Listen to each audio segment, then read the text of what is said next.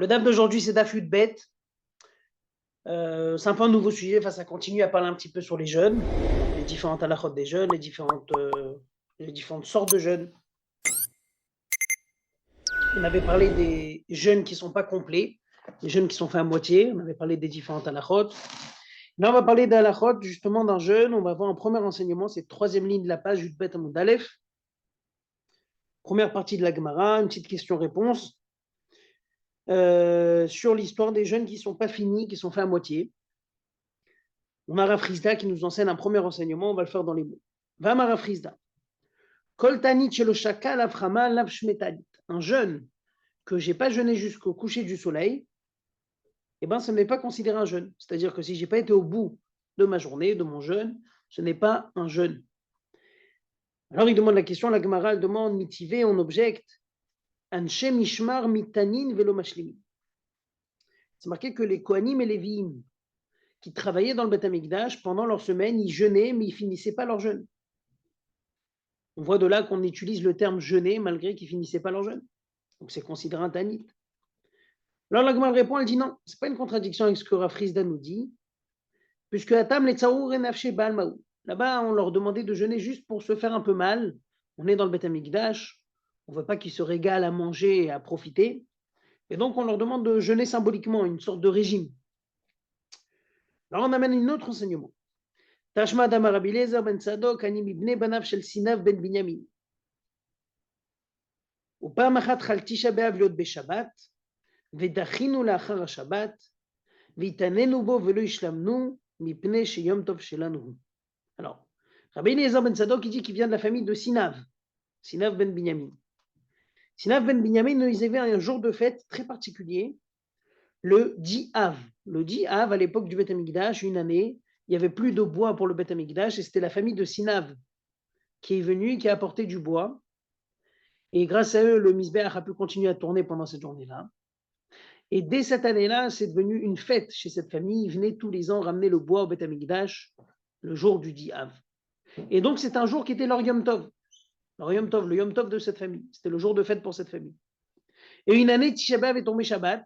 Et comme il est tombé Shabbat, on l'a repoussé pour le lendemain, le 10. Et comme c'était le jour de la fête de cette famille, ils ont jeûné, mais ils n'ont pas complété le jeûne. Pourquoi toute cette histoire? A priori, pour nous dire, on voit de là que ça existe des jeûnes qui sont faits à moitié et qui sont quand même considérés comme jeûnes. Alors là, Gmal répond la même réponse qu'on a vue tout à l'heure. Là-bas aussi, c'était juste pour se faire un peu souffrir. Il fallait qu'ils jeûnent, mais ce n'est pas considéré un vrai jeûne. Encore un enseignement, dans lequel on voit qu'a priori, on peut jeûner des demi-jeûnes. Tashma dama Rabbi Yochanan et Betanit Hachavole Beti. Rabbi Yochanan, il disait, je jeûne aujourd'hui jusqu'à l'heure où je rentre chez moi à la maison. Aussi, c'est un jeûne qui n'est pas fait jusqu'au bout, il est considéré quand même comme un jeûne valable. Alors il répond, il dit non, là-bas aussi c'est particulier. Atam les shamout et nafshemi benissia ou d'avad. En vrai, là-bas, Rabbi Yochanan, plusieurs fois le président du peuple juif à Bavel, l'invitait chez lui à la maison, et lui, il n'avait pas la force d'aller chez lui, il lui disait, non, aujourd'hui je jeûne jusqu'à la rentrée chez moi à la maison, donc je ne pourrais pas manger chez vous. Donc en vrai, c'était juste pour éviter de venir manger chez le président, c'était le mini-roi du peuple juif à cette époque. Donc en vrai, c'est pas qu'il est en train de vraiment réellement faire un jeûne, il est en train juste de lui dire, d'essayer d'éviter ce jeûne. D'essayer d'éviter, l'invitation. Donc on continue. Viyativ Maï. Alors si quelqu'un fait un jeûne, il a décidé de faire un jeûne, mais il n'a pas fini la journée du jeûne. Il dit c'est comme une pompe remplie d'eau, comme une machine pour souffler du vent. Il y a un souffleur, bon, il y a du vent, c'est rien, ça vaut 0. Donc jusqu'à là, en vérité, ça c'est la première partie de la Gemara. Une petite halakha de Rav Hizda qui dit qu'un jeûne qui n'est pas jusqu'au bout n'est pas un jeûne. Plusieurs exemples, on voyait qu'ils jeûnaient à moitié. On a dit que c'était ou pour se faire souffrir un petit peu, ou pour éviter d'être invité chez certaines personnes, mais en vrai, ce n'était pas considéré des vrais jeûnes. On continue, prochaine halakha dans la Gemara. Emat Makbile. La Gemara demande, elle dit, c'est quand qu'on prend sur nous le jour de jeûne. C'est-à-dire, c'est quand je fais un jeûne qui n'est pas un jeûne obligatoire, c'est quand que je dois le prendre sur moi. Ravamar bemincha, shmolamar betfilat amincha. Ravi dit, dans l'après-midi de la veille. Shmuel dit non, dans la tfila de Mincha. Donc deux avis. Un il dit c'est dans l'après-midi, donc la veille. Et l'autre il dit, Shmuel dit non, c'est dans la tfila de Mincha. Amar Rav Yosef kvaté des Shmuel mistabra. Rav Yosef il dit qu'on tient comme Shmuel. Dertiv be Megillah Tanit. C'est marqué dans le Megillah de Tanit. Megillah de Tanit, c'est une sorte de livre, on en parlera beaucoup. Un livre qui a été écrit dans lequel on a cité tous les jours de fête du peuple juif dans lesquels on ne peut pas jeûner. Et là-bas, il dit comme ça. Ta'anit, pardon, Lehen kolinish deyete Eloi mikadmadena yesar. Il dit dans Megillat Tanit, c'est marqué comme ça. Il dit que voici les jours qu'il ne faut pas jeûner, et chaque homme qui a pris sur lui un jeûne, une série de jeûnes, avant qu'il arrivait à ses jours, par exemple, il a pris sur lui 10 jours de jeûne ou 20 jours de jeûne, et il y a les jours des fêtes qui sont tombés au milieu, et bien il dit Yesar. C'est quoi Yesar? Il dit Maïlav Yesar Atzmo Betilo. Qui le prennent sur lui pendant son jeûne. Qui le prennent sur lui pendant cette fila. Alors il dit non, lo Yeaser Atzmo. Il dit c'est quoi Yeaser? Il te dit Yeaser, ça veut dire il va prendre sur lui autant que Neder, et il ne pourra pas faire. Pardon, il ne pourra pas manger. En vrai, la halakha là-bas, c'est quoi la halakha? La halakha, elle dit que dans n'importe quel cas, si tu as pris sur toi, avant les jours de fête, tu as pris sur toi une série de 10 jours, et même s'il y a des fêtes qui tombent pendant ces 10 jours-là, tu continues, tu fais ton jeûne. Alors, il y a deux manières de lire le mot Yessar. Est-ce que c'est un jeûne que je prends sur moi dans la tfila de Mincha, ou pas forcément? Mais en tout cas, on essaie de proposer de dire que c'est une preuve pour Shmuel. La Gemara dit que pas forcément, c'est pas forcément une preuve pour Shmuel. Ça peut être juste que la personne doit être interdite, il ne pourra pas manger comme il a pris sur lui auparavant. Donc il y a deux avis. Est-ce que c'est Yessar qui veut dire il prendra sur lui pendant la tfila, ou Yeaser qui veut dire il sera juste interdit de manger. Mandama Yessar qui d'amrinan. Le Mandama Yeaser maïd de Tanya bim gilatanit kolinish de yetalo imekan madena Yeaser. Alors il dit en vrai, c'est quoi l'histoire? C'est qu'il y a deux manières de voir. Le premier dit Yessar, ça veut dire que son jeûne va tenir. Un jeûne, si j'ai pris une série de 10 jeûnes, même si dans les 10 jeûnes, je vais avoir un jour de fête, comme je l'ai pris avant cette date, je tiens mon jeûne. Un autre avis tient non, Yeaser, il dit c'est quoi? C'est écrit dans la Megillah Tanit qu'un homme qui a pris sur lui le jeûne bien avant qu'on a décidé que le Yom Tov est arrivé, Yeaser, il sera interdit. Ça veut dire quoi? Ketzad. Par exemple, moi j'ai pris sur moi de jeûner tous les lundis et jeudis de l'année. Et dans ces lundis et jeudis, j'ai rencontré des jours de fête. En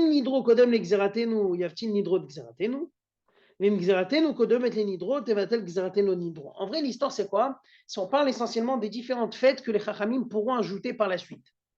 On dit comme ça, si toi, ton vœu, ton éder de jeûner tous les lundis, jeudis, a précédé notre décision halachique de rendre cette date une date de fête, alors c'est ton éder qui prend l'avant et tu feras ton jeûne. Si par contre, ton éder est venu après qu'on a déjà décrété que ce jour-là est un jour de fête, tu retires ton éder, tant pis pour ton éder, tu jeûnes pas ce jour-là, c'est nous qu'on passe avant. Donc voilà, ça c'était une petite halakha par rapport à partir de quand je prends sur moi le Tanit. Shmuel et Rav, deux avis. Un il dit c'est pendant l'après-midi, l'autre il dit non, c'est pendant la prière de Mincha précisément. Effectivement, on trouve une allusion dans Megillat Tanit, on dit que la personne prendra sur elle le jeûne pendant la tfila de Mincha. On a vu ce qu'il faut faire dans un cas où j'ai pris sur moi des jeûnes et je rencontre pendant les jeûnes des jours de fête. Si mon jeûne était, si la décision de mon jeûne était avant la décision des Chachamim de fêter ces jours-là, ma décision précède et prend le dessus. Mais si ce n'est pas le cas, c'est leur décision qui est de fêter ce jour-là qui prend le dessus, et donc je ne ferai pas mon jour de jeûne. Tanora Banan, le maître enseigné. Donc, nouvelle halakha, admata yochel veshote. Quand je prends sur moi un jeûne, n'importe quel jeûne, je dis voilà, je vais jeûner lundi et jeudi. Ça va jusqu'à quand j'ai le droit de manger? Alors il répond Tiala Moudachachar jusqu'au matin. C'est-à-dire jusqu'à l'aube, j'ai le droit de manger d'Ivre Rabbi Eliezer, Rabbi Shimon. d'Ivre Rabbi, pardon. C'est l'avis de Rabbi Danassi. Rabbi Eliezer Shimon Omer Adkrot Agever. Rabbi Eliezer Shimon il dit non. Jusqu'au moment où le coq se réveille et commence à faire du bruit, qui est bien avant l'aube, en vrai. Amar Abaye lo shanu ala shelo gama sudato, val gama sudato enoche. Abaye dit attention, tout ça c'est uniquement si tu es toujours dans le repas de la veille. Tu continues le repas de la veille, tu as le droit de manger jusqu'au matin. Mais si tu as fait bench, dès que tu as fait bench sur le repas du soir, tu ne peux plus manger. Tu rentres déjà dans le jeûne. Alors la Gemara n'est pas d'accord. Itive Rava Gamar Vahamad Areze Ochel. C'est marqué que même si tu as fini de manger, tu peux continuer à manger. Atam Kshelo Silek. Il dit pourquoi? Parce qu'effectivement, tu n'as pas quitté complètement le repas, là tu as le droit de continuer ton repas. Il y en a qui disent que non, il faut enseigner comme ça. Quand la personne n'est pas partie dormir, eh ben, il a le droit de continuer à manger pour la veille toute la journée. Mais s'il est parti dormir, et il a dormi la nuit, même s'il se réveille tôt le matin, il ne peut pas manger.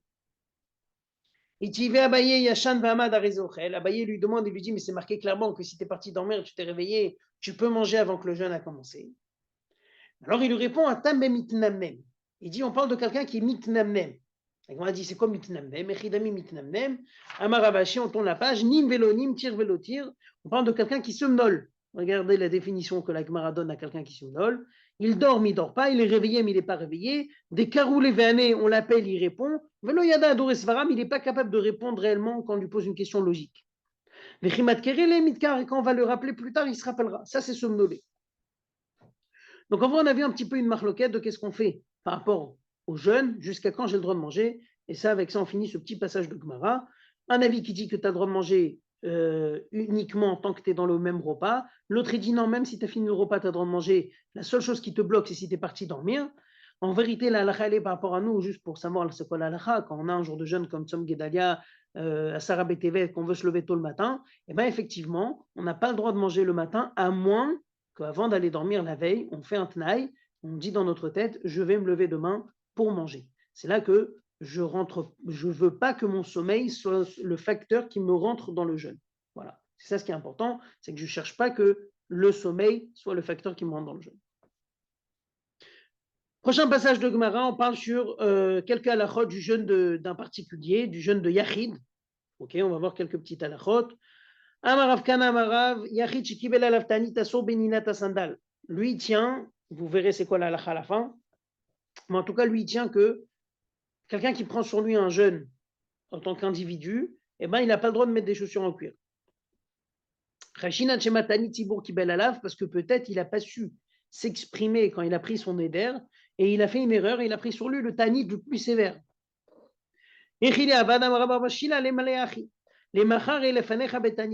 Alors, dire comment on peut faire pour s'assurer de ne pas tomber dans ce problème? Ben, il faut préciser, la Gemara dit. Quand je prends sur moi un éder de jeûner le lendemain, il faut que je précise que c'est un tanit yachid, un jeûne d'individu, d'un individu.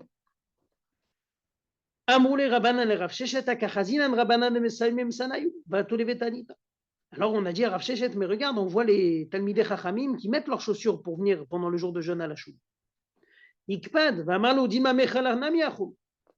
Alors il dit, il s'est énervé, il a dit, comment ça se fait qu'ils mettent des chaussures? Peut-être ils mangent aussi en cachette. Lui, il n'était pas content qu'ils mettaient les chaussures le jour de jeûne.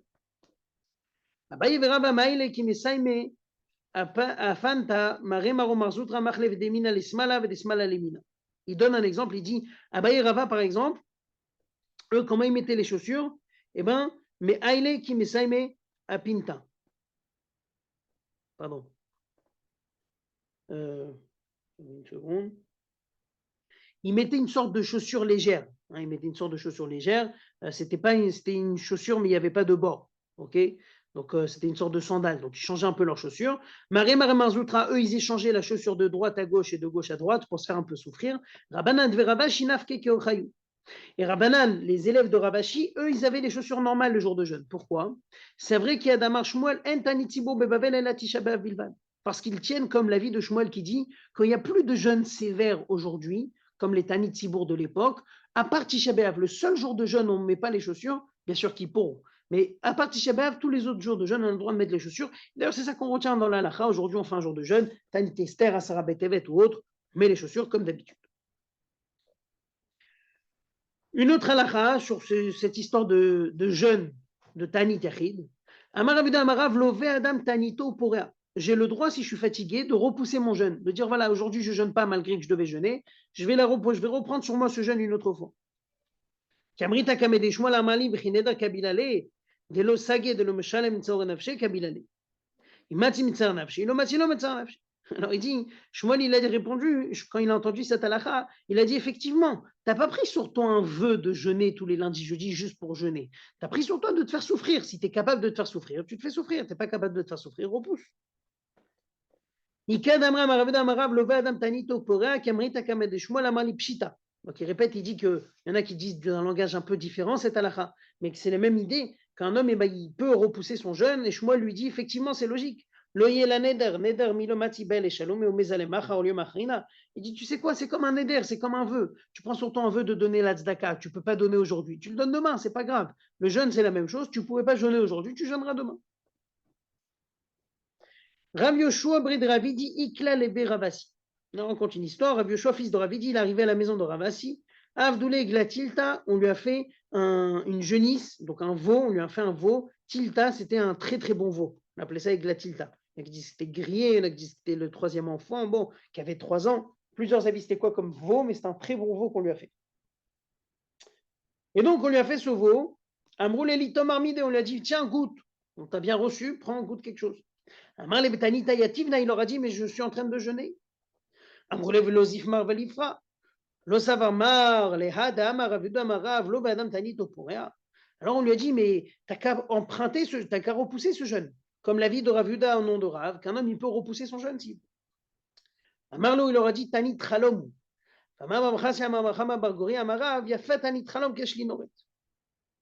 Alors il lui aura dit, ça, ce jeûne que je fais aujourd'hui, c'est pas un jeûne que j'ai pris d'une manière générale, un nombre de jeûnes précis que je peux faire quand je veux. C'est un tanit qui vient suite à un mauvais rêve que j'ai rêvé cette nuit, et donc je veux absolument le maintenir aujourd'hui. Pourquoi? C'est marqué que un tanit pour un mauvais rêve, c'est comme du feu qui prend dans la paille. C'est quelque chose de très bien. C'est adapté. Quand j'ai fait un mauvais rêve, je me sens très mal. Le fait de jeûner le lendemain, ça me soulage parce que je sens que je fais tchouva et que le rêve est en train de s'annuler. Un frisda ou bobayom. Un frisda il dit c'est bien de jeûner un jeûne sur un mauvais rêve le jour même. Et même Shabbat, même si j'ai rêvé vendredi soir un mauvais rêve, à l'époque on avait la coutume de jeûner pour annuler ce mauvais rêve, même Shabbat. La seule chose, c'est comme j'ai fait une chose pas bien puisque j'ai jeûné Shabbat, Agma a dit Maïta Kante, comment je peux réparer cette erreur que j'ai jeûné Shabbat? Les Tev Tanita, les Tanita, je rejeûne encore une fois dans la semaine pour pardonner le fait que j'ai jeûné pendant Shabbat pour mon rêve. Donc je récapitule cette dernière histoire. Il arrive, on lui propose à manger, il dit je suis en train de jeûner. On lui dit bah, t'as qu'à repousser ton jeûne. Il dit non, ce jeûne je ne peux pas le repousser puisque c'est un jeûne sur un mauvais rêve que j'ai rêvé la nuit précédente et donc le jeûne sur un mauvais rêve doit se faire le jour même pour annuler le mauvais rêve. Et d'ailleurs, c'est ce qu'on faisait même Shabbat. Et à l'époque, les gens jeûnaient même Shabbat quand ils avaient un mauvais rêve. Et pour réparer le fait qu'ils n'ont pas respecté le Shabbat, eh bien, ils refaisaient un autre jeûne la semaine pour demander pardon à Dieu sur le fait qu'ils n'ont pas respecté Shabbat. La raison que c'est permis de jeûner Shabbat, c'est parce que Shabbat, c'est pas marqué nulle part qu'on est obligé de manger pendant Shabbat. C'est marqué qu'il faut tirer un plaisir de Shabbat, oneg Shabbat, le plaisir du Shabbat. Et donc le plaisir du Shabbat ne doit pas forcément se traduire par manger. Pour quelqu'un que son plaisir c'est de jeûner, puisqu'il a fait un mauvais rêve, et manger pour lui c'est quelque chose de désespérant, et ben bon, qui jeûne, il a qu'à jeûner. On lui demandera de faire tchouva par la suite et de jeûner une deuxième fois pour pardonner cette erreur qu'il a jeûné Shabbat. En tout cas, cette histoire de jeûne de rêve, pour finir avec ça, il faut savoir qu'aujourd'hui, de nos jours, on ne fait plus de jeûne de rêve.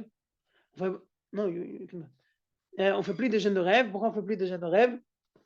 Parce que les rêves d'aujourd'hui ne sont pas des rêves très, très, très sérieux. C'est marqué que tous les rêves qu'on a aujourd'hui, c'est des rêves qui viennent beaucoup par des forces du mal. Ce n'est pas forcément des rêves profonds qui vraiment produisent le futur de la personne ou qui lui disent vraiment ce qui va se passer. C'est des rêves qui viennent par des mauvais malachim qui sont là juste pour nous faire peur, sachant, eux, ils savent très bien que ça va nous faire peur, donc ils sont là juste pour ça. En vrai, il n'y a aucun sérieux dans ces rêves et donc on n'a pas besoin de jeûner de nos jours pour les rêves.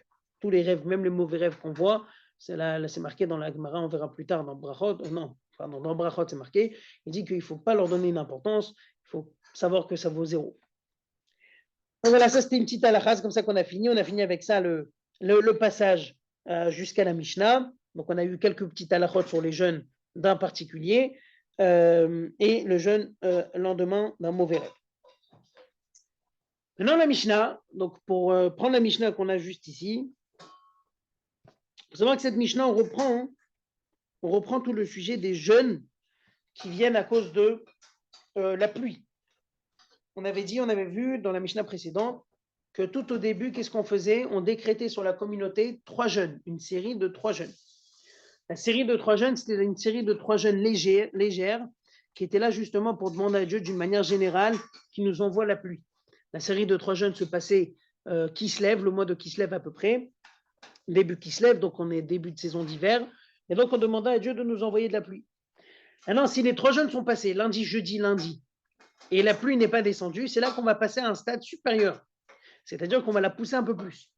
Et là, on va voir qu'est-ce qui va se passer dans les prochains jeûnes qu'on va faire. Vous allez voir que c'est un peu plus sévère. Avrouelu velonanu, donc nouvelle Mishnah. Ces 3 premiers jeûnes sont passés, on n'a pas été répondu par Dieu, c'est-à-dire qu'il n'y a pas eu la pluie. Bedin Gozrin Gimel Taniot Acharot Alatibour. Le Bedin va décréter 3 nouveaux jeûnes. Donc encore une fois, lundi, jeudi, lundi. Ochlin Veshotin Mibodium, et là ça devient des jeûnes un peu plus compliqués. C'est des jeûnes qu'on ne va pas manger jusqu'au matin, comme on a dit. C'est des jeûnes qui ne commencent pas à l'aube, mais qui commencent la veille, un peu comme Tisha B'Av avec Kippour. Donc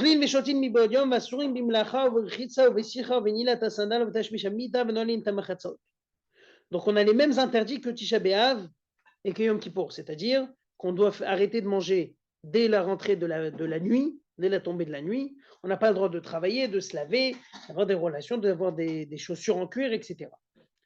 Avouez-nous, velonanu. Maintenant, si c'est encore ces 3 jeûnes sont passés, on n'a pas été répondu, alors là, ça devient très compliqué. Et là, on arrive à une nouvelle série de jeûnes qui est complètement différente de ce qu'on a vu jusqu'à présent.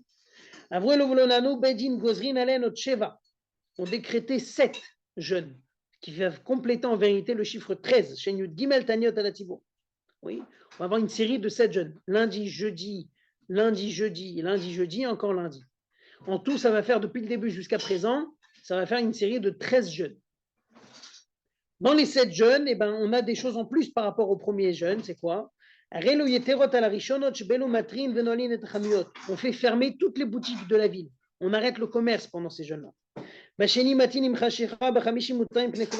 seuls magasins, c'est lundi soir avant qu'on casse le jeûne. Eh ben, on ouvre quelques magasins pour qu'on puisse acheter à manger. Jeudi, on a le droit d'ouvrir pour l'honneur de Shabbat. Mais vraiment, ça veut dire qu'on ferme tous les commerces. Et maintenant, si après ces 7 jeûnes-là, c'est passé les 7 jeûnes et on n'a pas été répondu, donc on n'a pas eu de pluie. Alors là, on passe à une nouvelle période, une période de deuil. C'est une période de deuil général.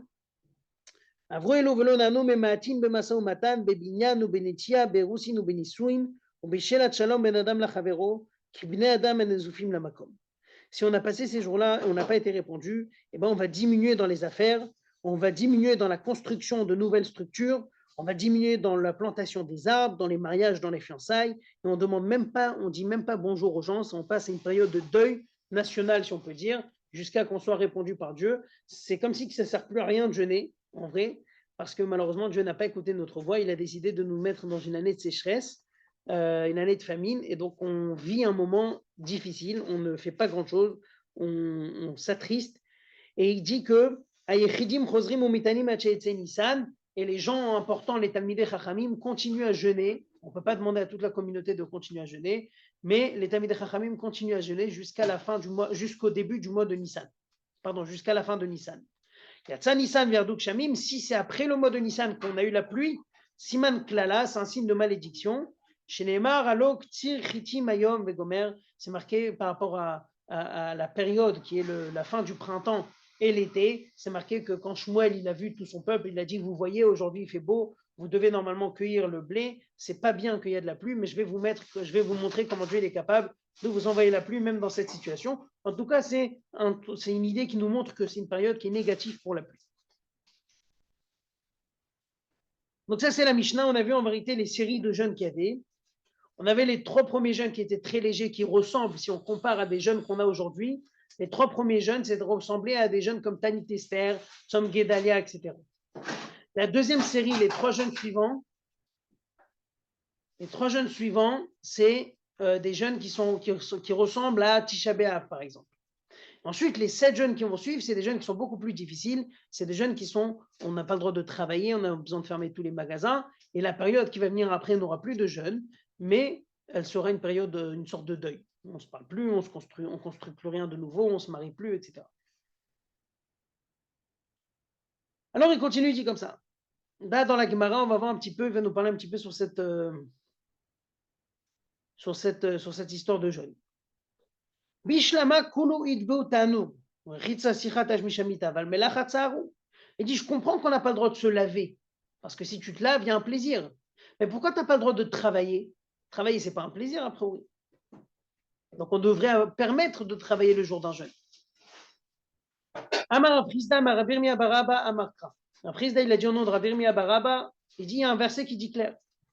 Kachutsom Kirwa Tsara Isfuskenim Kaatseret. Il dit, c'est marqué, appelez tout le monde pour un jeûne et rassemblez tout le monde, mettez un stop. C'est quoi un stop? Le terme utilisé pour dire stop, c'est Kaatseret, c'est comme la fête de Atseret. Maatseret Asur Basiat Melacha, Tanit Asur Basiat Melacha. De la même manière que Atseret veut dire une date dans laquelle on n'a pas le droit de travailler. Pareil, le jour de jeûne, on le compare à ce terme d'Atseret pour dire qu'on n'a plus le droit de travailler. Alors la Gemara demande, si le Atseret commence depuis la veille, alors le jeûne aussi devrait commencer depuis la veille. Et dit, j'ai entendu de Rabbi Irmia, il dit non, c'est marqué qu'il faut rassembler les anciens. Rassembler les anciens, c'est quelque chose qui se faisait le jour.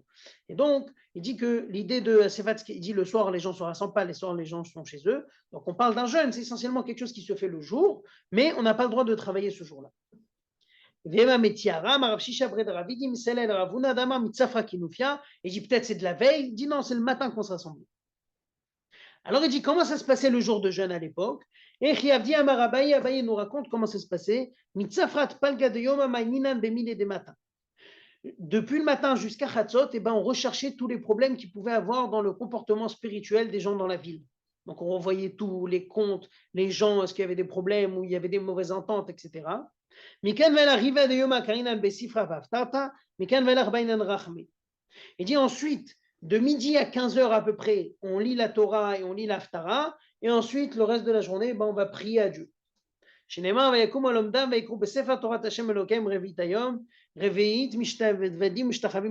il y avait un quart de la journée qu'on lisait la Torah et un quart de la journée dans lequel on priait à Dieu. Alors la Gemara dit, pour Hana, alors peut-être on priait le matin, qui a dit qu'on priait l'après-midi. Hana lo salkadatach dirtiv ve'ela yasfu kol charet bedivre loke Israël alma ala gola. Urtiv uvemin chatarev kanti mitanit ivefrasa kapay Hashem. Alors il dit non, il y a un verset clair qui dit que quand Nehemia, je pense que Nehemia, il a appelé un jeûne, il a appelé tout Ezra, ouais.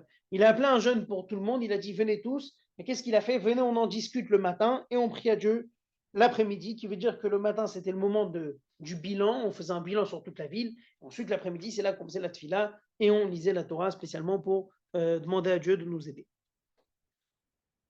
Ok, donc là on a fini le DAF, on va récapituler le DAF, comme ça on a l'idée, c'est un DAF très facile. Quelques halachot. Alors, donc Daf Yud Bet. On a commencé avec cette idée, premier passage du Daf, c'est la halakha de Rav Frisda qui dit qu'un jeûne qui n'a pas été terminé jusqu'au coucher du soleil n'est pas un jeûne. On a posé une question, voilà les gens qui travaillaient au Beth Amikdash jeûnaient mais ne finissaient pas. Alors il dit c'était juste pour se faire souffrir. Ensuite, il ramène une halakha que le jour du 10 Av, qui est un jour de fête pour une famille, une année, ils devaient jeûner, ils n'ont pas complété leur jeûne. On a dit aussi là-bas, c'était pour se faire souffrir un petit peu, ce n'était pas considéré un vrai jeûne. Ensuite, troisième preuve qu'on essaie de ramener, c'est Rabbi Yochanan qui prenait sur lui des jeûnes jusqu'au moment où il rentre chez lui. Alors il dit ça aussi, c'était pour éviter qu'on l'invite à la maison du président. Il n'était pas intéressé, donc il a vanté qu'il jeûnait, mais en vrai, ce n'est pas considéré un jeûne. Voilà. Deuxième partie de la Gemara, et on a fini, quelqu'un qui jeûne comme ça, c'est comme un souffleur de vent, ça ne sert à rien. Deuxième partie de la Gemara, deuxième passage, c'est la halakha à partir de quand je prends sur moi le jeûne du lendemain. Ravi dit l'après-midi, Shmuel dit non, à Mincha précisément. Il ramène une preuve que dans la Megillah Tanit, par rapport à tous les jeûnes, on dit que normalement, comment ça doit se faire? C'est quelqu'un qui a pris sur lui le jeûne tôt, il pourra continuer à faire son jeûne, même s'il rencontre des fêtes pendant les périodes de jeûne qu'il a pris sur lui. Et on utilise le terme Yessar, qui veut dire il prendra sur lui ce jeûne pendant la tfila.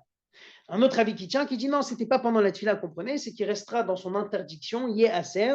Et c'est ça toute une question. Au final, on explique que la différence, elle sera, est-ce que j'ai pris sur moi le jeûne avant même que le Yom Tov a été fixé autant que Yom Tov? À ce moment-là, c'est mon jeûne qui prend le dessus. Et si c'est l'inverse, c'est le Yom Tov qui prend le dessus.